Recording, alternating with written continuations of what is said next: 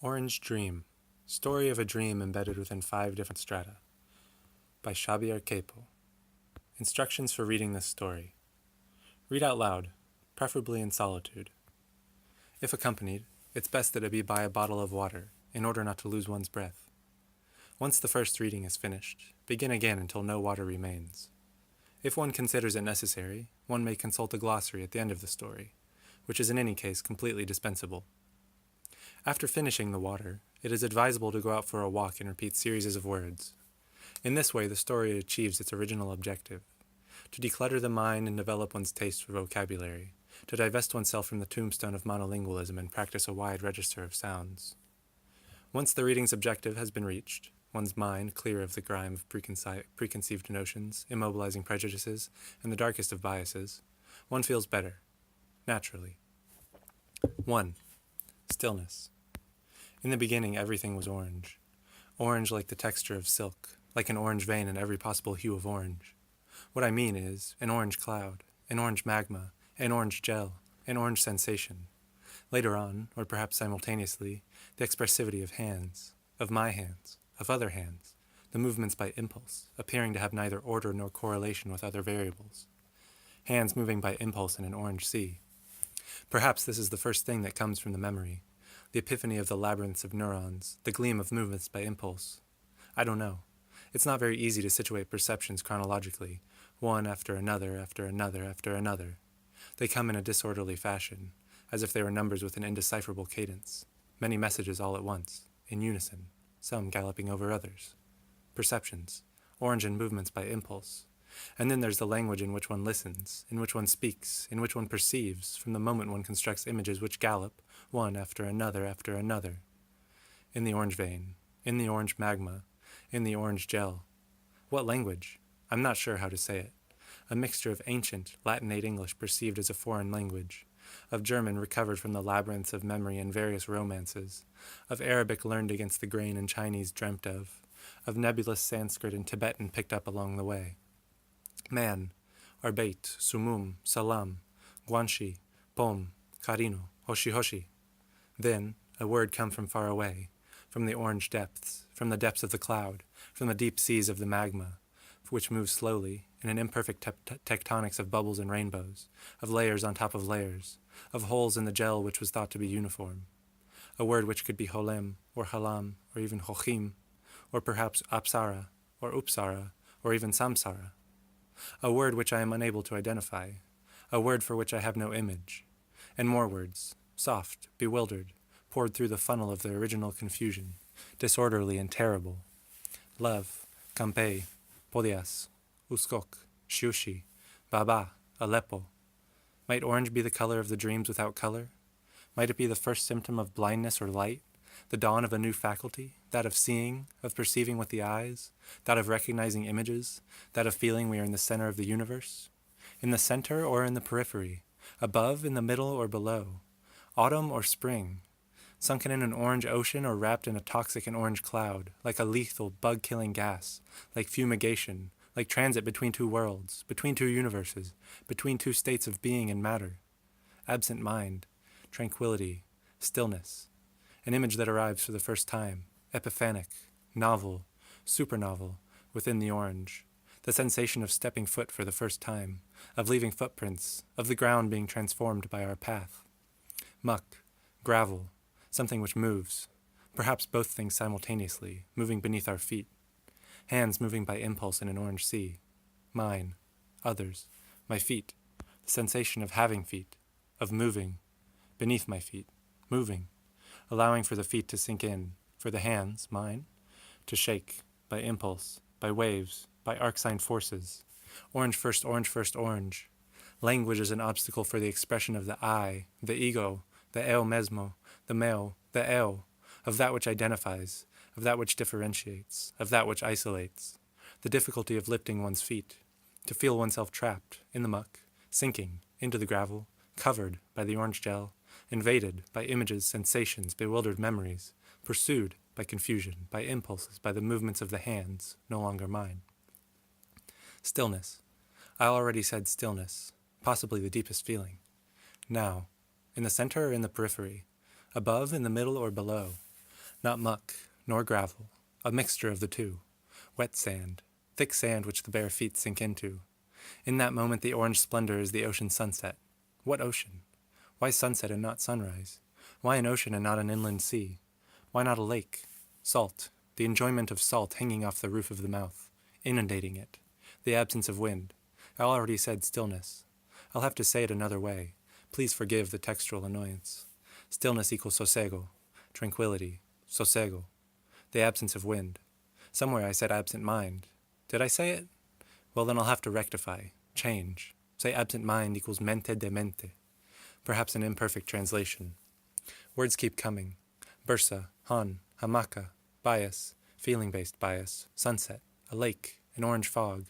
The first sensation, the past, previous life. Knowledge equals regained memory.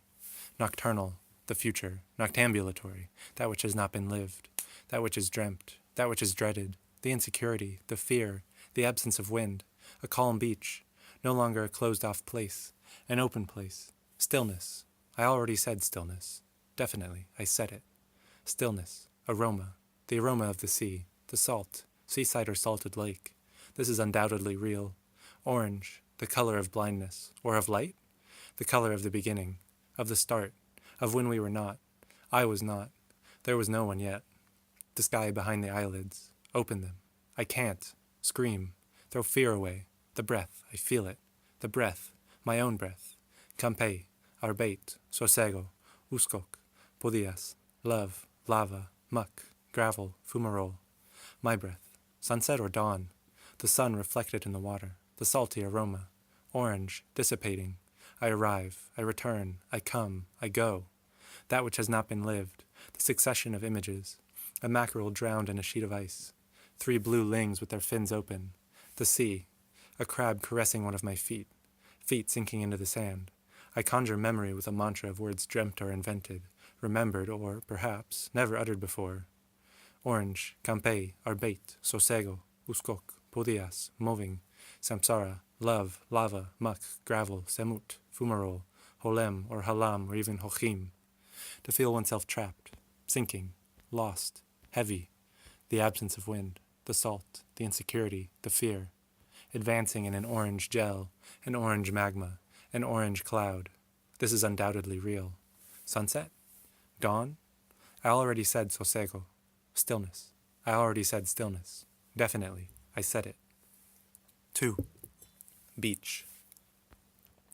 The knight wakes up on Carnota's sandbank, weapon rusted by moisture and salt. How long has he been in the sand? How long have the crabs been clawing beneath his chainmail coat? Sunset with the sun reflected in the ocean's waters, the waves with their coming and going, cyclical and tired. The seaside aroma, the crabs beneath the chainmail coat, clawing. The night exhausted and sad, defeated or directionless, on Carnota's sandbank, waking up from a dream of instant or ages, from a dream or a lost battle, weapon rusted by moisture and salt, feet sinking into the sand, the immense sea and the gulps of cormorants, the waves with their coming and going, cyclical and tired.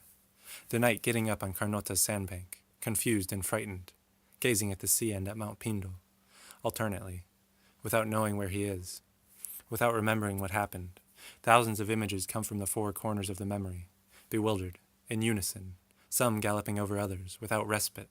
The dragon, the fray with lance and mount, the shield lost in combat. Where's the horse? Where the prince in the sand? Asleep how long? Unconscious how long? Where's the water dragon? Had it taken the horse with it? Had it eaten it, the ravenous, terrible beast? Confused and frightened, feet sinking into the sand, without knowing where he is, on Carnota's sandbank, schools of sardines brightening the sea, without remembering what happened, with conflicting sensations, with an orange cloth which covers his eyes, fright and disquiet. Where's the horse? Where's the dragon? Where's the maiden of infinite beauty? The immense sea and the gulps of cormorants, waking up, the night, from a dream of instants or ages. Thousands of images come from the 4 corners of the memory, feet sinking into the sand, weapon rusted by moisture and salt, the waves with their coming and going, cyclical and tired. Where was the battle? Had the dragon taken the horse prisoner in its claws? Without knowing where he is, confused and frightened, schools of sardines brightening the sea, shield lost in the roar of combat, feathers and helmet, spurs strewn among the shells of dead animals, cockles and clams, striped Venuses and thin talons, mussels, art clams, sea snails and periwinkles, limpets, oysters, left-handed whelks. Where's the water dragon? Fright and disquiet, alternately, without knowing where he is, gazing at the sea and at Mount Pindo. Thousands of images come from the four corners of the memory. The waves with their coming and going, cyclical and tired. The seaside aroma, the algae hanging off his elbows and knees, stuck to his steel back and his velvet boots, preventing him from agile movement. The oyster catchers traversing the seaside in a low flight of search and inspection, looking for oysters, sea urchins, or striped Venuses. Sunset, with the sun reflecting in the waters of a sardine-flooded sea. A gap in time, a gap in dreams. A voice which breaches the orange vein, the orange magma, the orange gel that covers all. The seaside aroma, the lance broken into 1,000 pieces, which the sea is dragging away, which mix with the memories of the singular battle, with the vision of the dragon-headed and snake-bodied monster, covered in spike-armed scale and gnarled canines. A gap of time. Images which return. Hundreds, millions of images come from the four corners of the memory. Imprecise, overlapping, terrible for their recollection of the violence. On Carnota's sandbank, waking up, from a dream of instants or ages, from a dream or a lost battle. A voice which breaches the orange vein, the orange magma, the orange gel, which covers all. 3. Samsara. Samsara, samsara, samsara. The wind. Nothing can be felt but the wind. From the desert of rocks and wastelands, burnt by the frosts and the salt from the lake, a mirage emerges. On horseback, a llama robed in an orange tunic. Among the slabs of the valley, a river descends from the mountains. Spring. The river brings much water. All things which flow are beautiful. Love, rivers, time, words. Thawing. Wind. Cold. The llama. On the riverside, a single tree tortured by aeolian erosion. A man strips himself of the orange tunic. He extends his arm and pierces into the water, up to his ankles, up to his knees, up to his thighs, until, upon the water's arrival at his hips, he stops walking. Splendid, the sinewy body, splendid. Samsara, he repeats out loud. Samsara, samsara, samsara, he repeats against the wind, and the word echoes in his face, discomposed by the cold. Samsara, samsara, samsara, he repeats like a lullabying mantra. The water swirls along the contours of his back. All things which remain are beautiful. Love, swirls, time, words, samsara, the wind, the water up to his back, the running of the water with its delicate murmur. Spring, thawing. It must be late in the day. The llama appears tired, dirty from the dust on the path. A sinewy body, molded by daily exercises of stretching and rhythm. A beaded necklace around his neck. A red thread on his left wrist.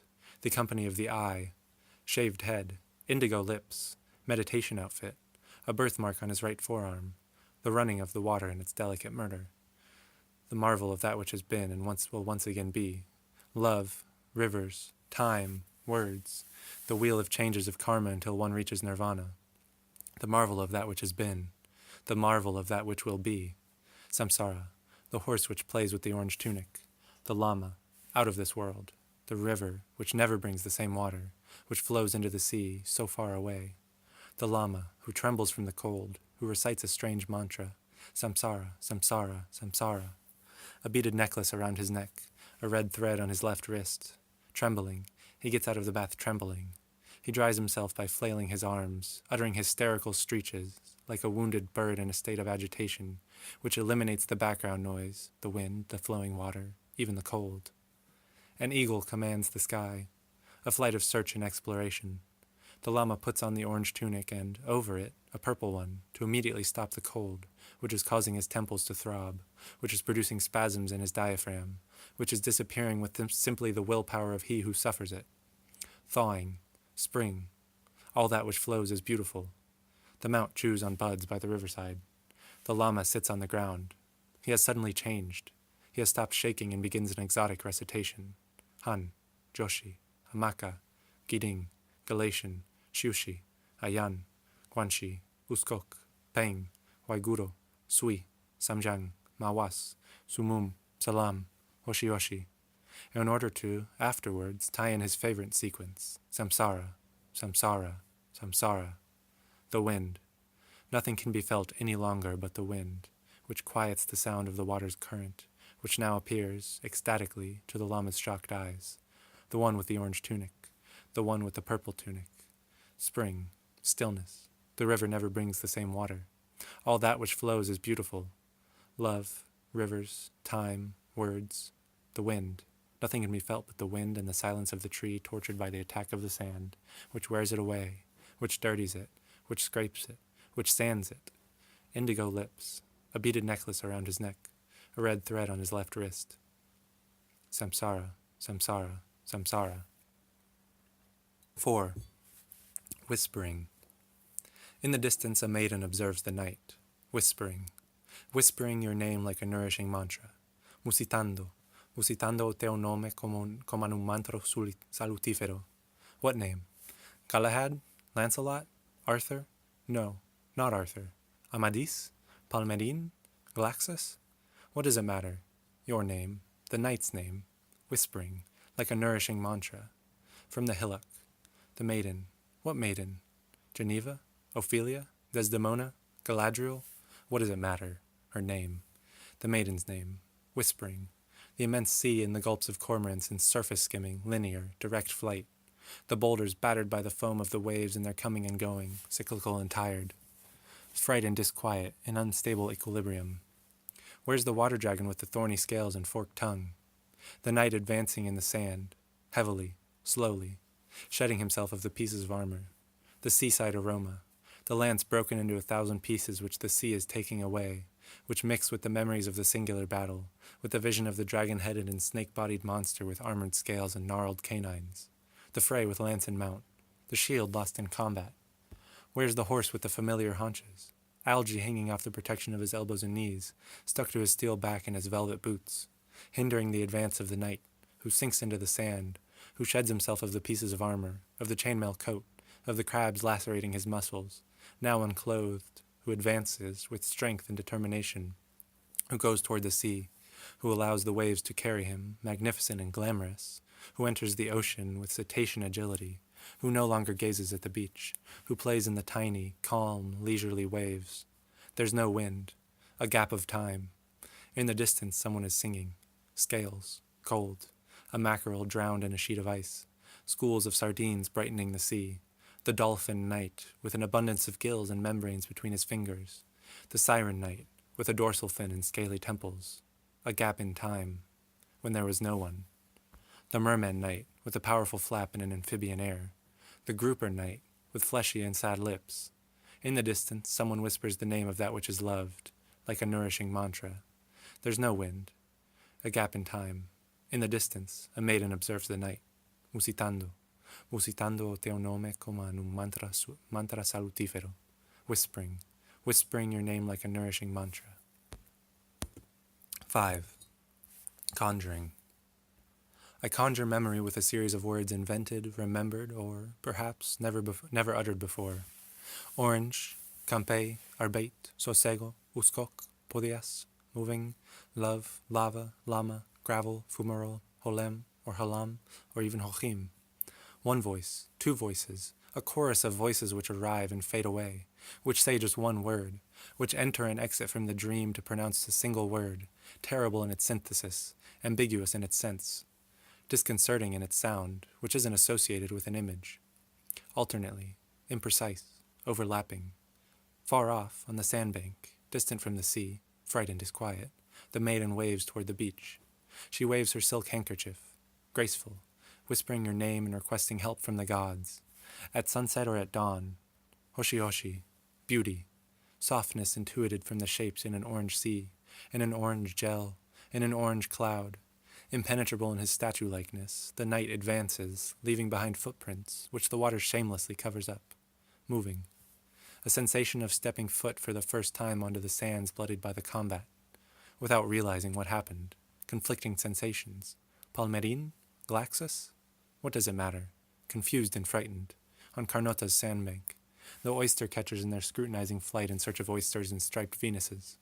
A line traced by the fleshless, spineless, lifeless sea urchins spread among thin talons and clams, among whelks and cockles, among dried-out algae and sand-licked wood. Voices which return like an inordinate, rhythmless chorus, hammering on his temples. Complex, unfamiliar, without images for reference, ambiguous, silk, Galatian, Ayan, Antojo, the maiden, graceful, whispering, moving the orange silk handkerchief, the color of the beginning, of the start, of when we were not. I was not. There was no one yet. Nirvana, the sky behind the orange eyelids. Open them. I don't know if I can. I'm scared. Walk toward the maiden. Graceful. Geneva, Ophelia, Desdemona, Galadriel. What does it matter? Her name. The maiden's name. Whispering your name like a nourishing mantra. I conjure memory with a series of words invented or dreamt, remembered, or perhaps never uttered before. Orange, Campei, Arbate, Sosego, Uskok, Podias, Moving, Love, Lava, Lama, Gravel, Carino, Fumarol, Silk, Galatian, Shushi, Ayan, Antojo, Guanxi. Hundreds, millions of images come from the four corners of the memory.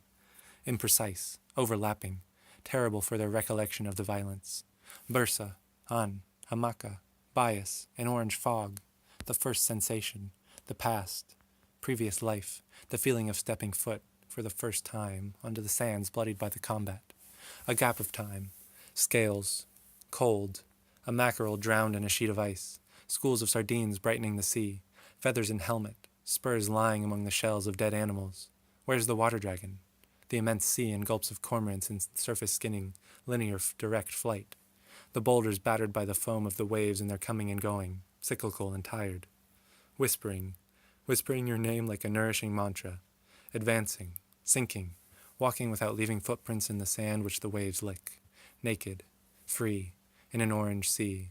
I arrive, I return, I come, I go, that which is not lived, the succession of images, the past, previous life, Podias, Uskok, Ayan, Hoshi, Ophelia, Galahad, Desdemona, Love, Lava, Mundur, previous life, Poting, Carino, Bias, Pine Tree, Garden, Hamaka, Shushi, when no one was, memories, mazes, interwoven memory, gazing at the sea and at Mount Pindo, whispering your name like a nourishing mantra, the pine tree in the imperial garden. Corollary. In the beginning everything was orange, orange like the texture of silk, like an orange vein in every possible hue of orange. What I mean is, an orange cloud, an orange magma, an orange gel, an orange sensation, movements by impulse. Perhaps this is what comes first from the memory, the waves in their coming and going, a sensation of stepping foot, for the first time, of leaving footprints, of the ground being transformed by our path. I conjure memory with a mantra of words invented or dreamt, remembered or, perhaps, never uttered before. In unison, is there more pleasure than in the renunciation or abandonment of the senses? In the beginning everything was orange, orange like the texture of silk, like an orange vein in every possible hue of orange. What I mean is, an orange cloud, an orange magma, an orange gel, an orange sensation, the marvel of that which was and will once again be, love, rivers, time, words, the wheel of changes of karma until one reaches nirvana, the marvel of that which was, the marvel of that which will once again be. Is there more pleasure than in the renunciation or abandonment of the senses? Samsara, samsara, samsara. A beaded necklace around the neck, a red thread on the left wrist. Samsara, samsara, samsara.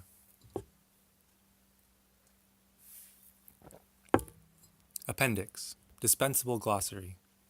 This glossary which I now present will be dispensable for the many and indispensable for the few. Interesting to some and a manifestation of arrogance to others.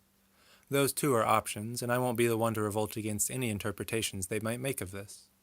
I would just say to them that this story is a dream, or rather, the result of a dream, and that as it happens, in my dreams, to persist in this state is what I desire, I am prolific in languages and diverse articulations. The order, although it may seem this way, is not necessarily alphabetical, due to me using the same graphical symbols for all the mixed languages, and not, as would be appropriate, the different alphabets which characterize them. Some will know how to gloss over this circumstance, and others will look within this very fact for a motive to denounce he who writes this text. To them I say, bon appetit! Aleppo, a Syrian city. Antojo, Galician, a craving, a powerful desire. Apsara, a Hindustani deity. Arbate, a Germanic word. It means work. It was one of the words written on the entrance to the Buchenwald concentration camp, where so many Jews were massacred during the Holocaust. Ayan, a notable local leader in the Ottoman Empire. Baba, an Ottoman word, literally, father, used to designate men respected for their sanctity. Bursa, a city in the Ottoman Empire. Kampei, a form of toast in Mandarin Chinese, equivalent to health and happiness. Carino, Italian, good-looking or very similar. Guanxi, a word in Mandarin Chinese to express personal relationships, contacts, influence. Giding, Chinese, a norm, a rule. Hamaka, Galician, a hammock. Han, a name given to the inns in the Ottoman Empire, of Chinese origin. Hoshi Hoshi, in Mandarin Chinese, it means beautiful, good-looking, or very similar. Joshi, in Japan, a name given to a certain type of double suicide. Mawas, a monkey in the vocabulary of Indonesia's lingua franca, kamutasas. Mundur, to walk backwards in Indonesia's lingua franca, kamutasas. Peng, a creature from Oriental mythology with the appearance of a gigantic eagle, capable of lifting an elephant in its enormous talons. Podias, Greek, on foot, walking. Pomme, French, apple. Poting, a proper name in Chinese, not very common.